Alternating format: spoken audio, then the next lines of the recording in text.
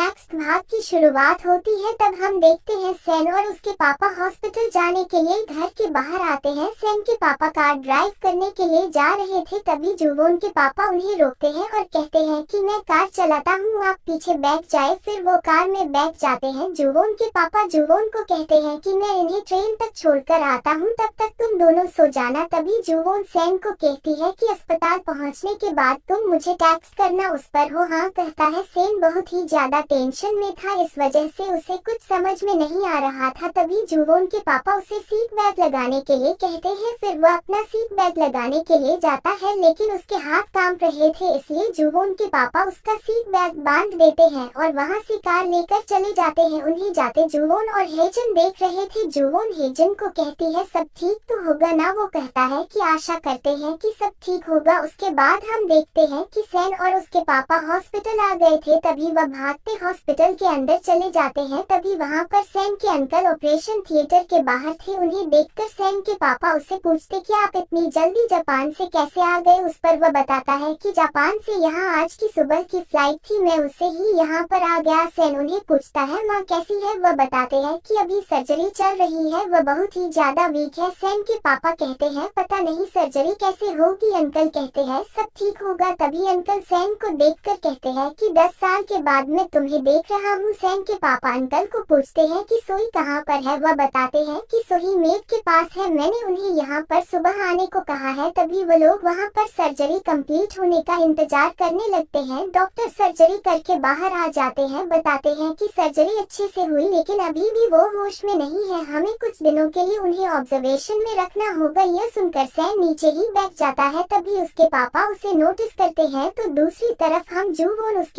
पापा और हेजन को देखते हैं। वो घर में बैठकर अस्पताल से कॉल का आने का इंतजार कर रहे थे। तभी सैन के पापा अपने दोनों बच्चों को कहते हैं कि तुम लोग जाकर सो जाओ, क्योंकि कल तुम लोगों को स्कूल जाना है। तभी हेजन को सैन का मैसेज आता है कि माँ की सर्जरी हो गई है अब और ठीक है। हेजन सबको बताता है, वो लोग रिलैक्स फील होते हैं। तभी जुवोन के पापा कहने लगते हैं मैंने कहा था ना सब ठीक हो जाएगा। फिर सब सोने के लिए चले जाते हैं। दूसरी तरफ हम अस्पताल में देखते हैं सैन अकेला ही बैठा हुआ था। तभी उसके पापा आकर देखते हैं वो अकेला ही बैठा है, उसे कुछ नहीं कहते हैं और वहाँ से वह चले जाते हैं। उसके बाद सैन अपनी माँ को देखने के लिए चला जाता है। उन्हें देखकर और दिल में कहता है कि मैं खुश हूँ कि आप ठीक है। दूसरे दिन हम देखते हैं कि सैन के अंकल सैन के पापा को कहते हैं कि मुझे सोही के फादर के फ्यूनरल में जाना होगा, अगर यहाँ पर कुछ होता है तो मुझे कॉल करके बताए। सैन के पापा कहते हैं ठीक है, वह जाने लगते हैं। तभी वहाँ पर सोही आती है, वो सैन को देखकर खुश होती है, ओप्पा कहकर भागती हुई उसकी तरफ आ जाती है। वहीं पर उसके अंकल भी थे, उन्हें बताती है कि अंकल है मेरे ओप्पा है। फिर सैन को पूछती है कि ओप्पा आप सियोल में क्यों आए। फिर अपने अंकल को कहती है अपने ओप्पा को कभी भी इसके पहले नहीं देखा है ना, आप पहली बार मेरे ओप्पा को मिल रहे हैं ना। तभी सभी उसी की तरफ देख रहे थे। तभी सैन नीचे बैठ जाता है और सोही को बताने लगता है कि सोही तुम्हें पता है क्या, माँ फिलहाल बहुत ज्यादा बीमार है। तभी वो कहती है कि पापा भी बीमार है, लेकिन मुझे बताया कि वह बहुत ही जल्दी ठीक हो जाएंगे, फिर हम मिलेंगे। तभी मेड कहती है कि मुझे कोई बता सकता है कि यहाँ पर क्या हो रहा है। तभी सोही सबके फेस को नोटिस करती है, लेकिन कोई भी कुछ भी नहीं बोल रहा था, इसलिए वो पूछती है कि क्या हुआ है। अंकल सोही के पास बैठ जाते हैं और उसे कहते हैं कि सोही तुम कुछ दिनों के लिए मेड के साथ रहोगी, तुम्हें उनके साथ तब तक रहना जब तक तुम्हारे पापा और माँ ठीक हो जाए, और ठीक हो जाएंगे तो मैं तुम्हें लेने के लिए आऊंगा, फिर तुम्हें तुम्हारे मम्मी पापा के पास लेकर जाऊंगा। सोही रोते हुए कहती है मैं उनके साथ नहीं जाऊंगी, मुझे माँ के पास जाना है, और रोने लगती है। वह सैन को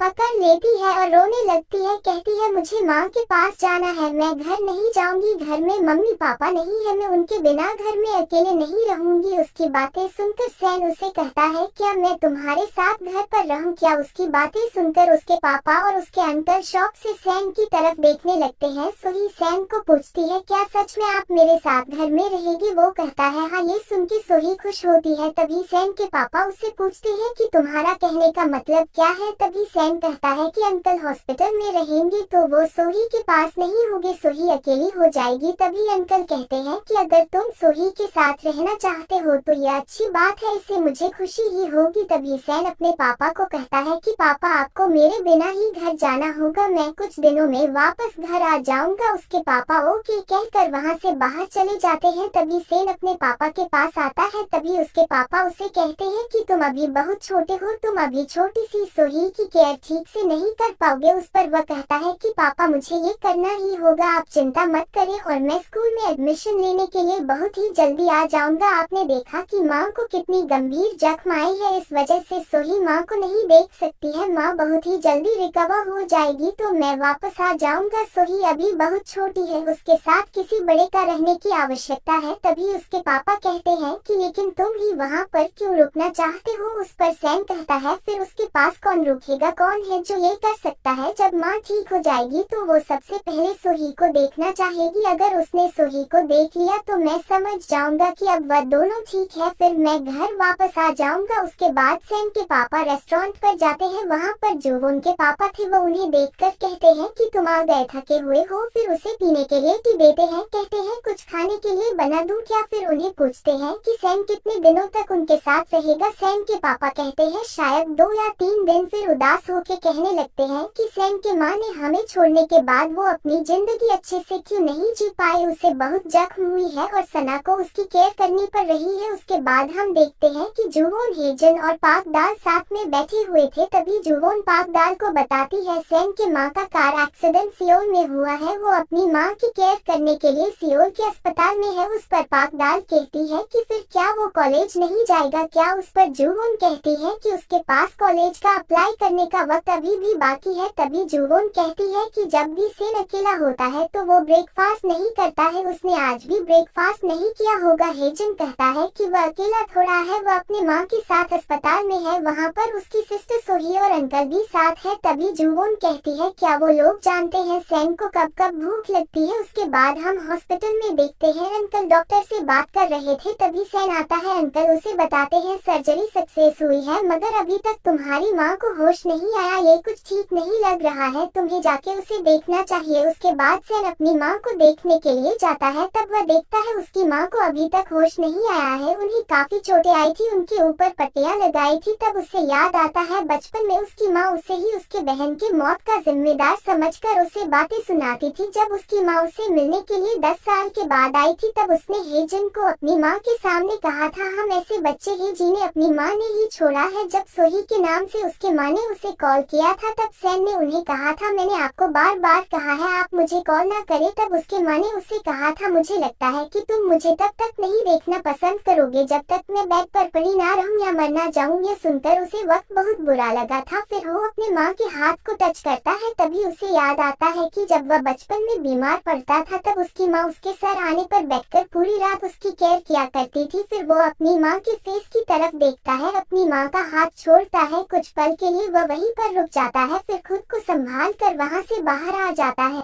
उसके बाद हम देखते हैं कि जुवोन सैन को मैसेज करती है, पूछती है कि तुम क्या कर रहे हो, तुमने खाना खाया क्या और रात का डिनर जरूर करना। तभी सैन उसे कॉल करता है। जुवोन उसे पूछती है कि तुमने कॉल किया इसका मतलब तुम बिजी नहीं हो। वो कहता है मैं अभी अभी हॉस्पिटल से बाहर आया हूँ, तुम क्या कर रही हो। वो कहती है पापा ने मुझे टोफू खरीदी करने के लिए भेजा था, उन्हें लेकर मैं घर जा रही हूँ, तुम यहाँ वापस कब आ रहे हो, यहाँ पर आने के बाद तुम क्या खाना पसंद करोगे, मैं पापा को बता दूंगी, वह बना कर रखेगी। वो कहता है यह मैं सोच कर बताऊंगा वहाँ पर क्या चल रहा है। जुवोन बताती है कि जैसे पहले था वैसे ही चल रहा है। फिर वो सैन को घर में और स्कूल में जो कुछ बातें हुई थी वह सारी बातें बताने लगते हैं। तभी सैन शांत रहकर उसकी बातें सुन रहा था। तभी जुवोन उसे पूछती है कि तुम मेरी बातें सुन तो रहे हो ना। वह कहता है हाँ सुन रहा हूँ। तब जुवोन कहती है लेकिन मैं तुम्हें बहुत कुछ बताना चाहती हूँ। तब सैन कहता है मुझे यहाँ पर आए हुए एक ही दिन हुआ है, क्या मुझे तो ऐसा लग रहा है कि मुझे यहाँ पर आए हुए बहुत दिन हो गए हैं। तभी जुवोन सैड होकर उसे पूछती है तुम कब वापस आ रहे हो। वो कहता है बहुत ही जल्दी। दोनों फोन रखते हैं।